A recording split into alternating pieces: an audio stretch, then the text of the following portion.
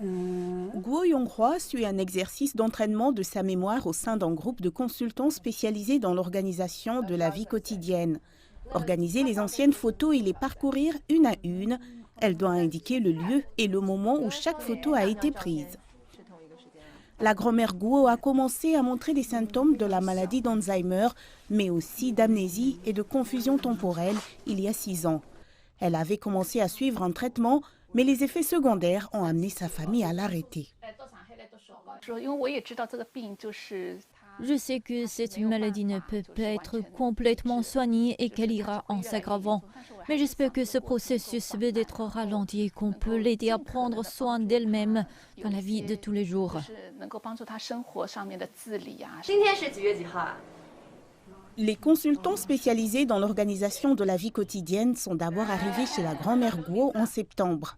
Pendant les 3 derniers mois, ils lui ont rendu visite 5 fois. Ils ont demandé à la grand-mère Guo de réorganiser les placards et le frigo dans sa maison avec l'aide des consultants. On lui a même demandé d'enregistrer ses séances d'entraînement.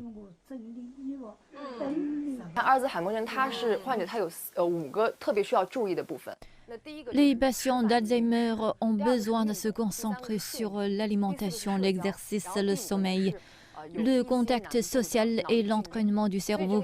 Nous offrons un entraînement qui inclut l'orientation, le souvenir et la réflexion pour améliorer les conditions de vie des patients et de leurs familles. En fait, l'organisation de la vie quotidienne n'est pas une nouveauté dans le traitement d'Alzheimer. C'est une sorte de thérapie professionnelle qui permet d'accroître les capacités pratiques et d'autonomie. Mais étant donné que les causes de la maladie d'Alzheimer demeurent incertaines, les experts considèrent que le traitement consistant dans l'organisation de la vie quotidienne n'est pas efficace pour tous, puisque les réactions varient d'un patient à un autre. Une approche multidisciplinaire s'impose. Trouver un médecin, un neurologue n'est qu'un début. On a besoin de différents types de traitements pour les patients qui présentent différents niveaux de symptômes. L'organisation de la vie quotidienne peut faire partie d'un traitement global.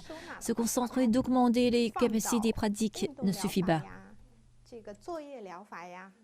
Pendant presque 3 mois, nous avons suivi ces consultants qui viennent aider les patients atteints d'Alzheimer. On aura certainement besoin de plus de temps pour voir si ces efforts porteront leurs fruits. Mais une chose est sûre, pendant ces 3 mois, l'état de santé malade de la grand-mère Guo s'est amélioré. On dirait qu'elle s'habitue à son train-train quotidien. Elle commence à reconnaître les objets qui lui appartiennent et à en prendre soin. Lorsque nous ne sommes pas à la maison, c'est elle qui réorganise ses propres affaires. L'organisation de la vie quotidienne ne représente qu'une partie du traitement Alzheimer. En Chine, on dénombre plus de 10 millions de patients Alzheimer, autrement dit le nombre le plus élevé au monde. Alors que les organisateurs de la vie quotidienne sont susceptibles de pouvoir aider la grand-mère Guo et d'autres patients à reprendre le contrôle de certains aspects de leur vie, de nombreuses questions subsistent quant à la nature de cette maladie.